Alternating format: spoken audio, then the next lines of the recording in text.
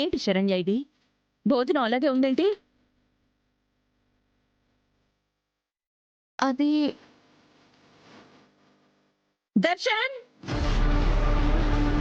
దర్శన్!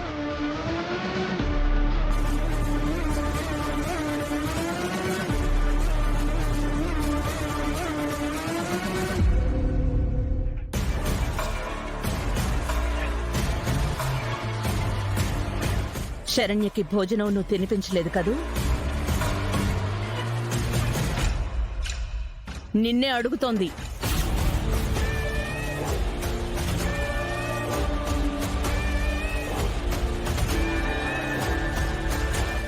లేదమ్మా.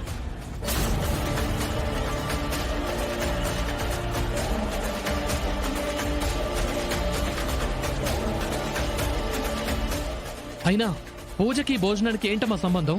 ఉంటుంది. ఎందుకు ఏంటి అని అడ్డంగా వాదించటం మానేసి పెద్దవాళ్లు చెప్పింది చెయ్యడం నేర్చుకో దర్శన్.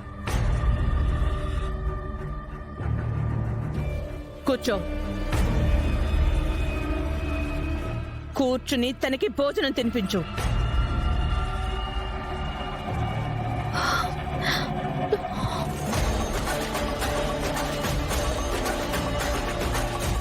అయినా ఎందుకు దర్శన్ మరి ఇంత మాట పట్టించుకోకుండా ప్రవర్తిస్తున్నావు?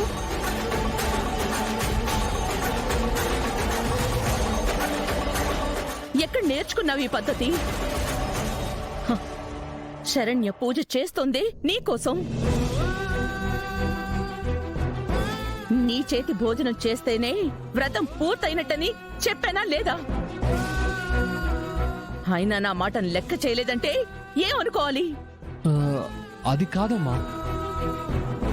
ఆనందా, దర్శనం తినిపించకపోతే ఈ వ్రతం పేరుతో ఎంతకాలమైనా ఇలాగే ఉంటుందా? దర్శనకి కుదరలేదు అయితే ఏ తన పేరు తలుచుకుని తనే తినేయచ్చు కదా.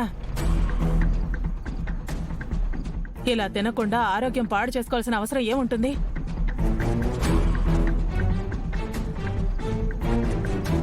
చూడు శరణ్య, చిన్నదానికి పెద్దదానికి నువ్విలా అమాయకత్వం ప్రదర్శించి దర్శన్ని మాటలు అనిపించడం ఏం బాగాలేదు.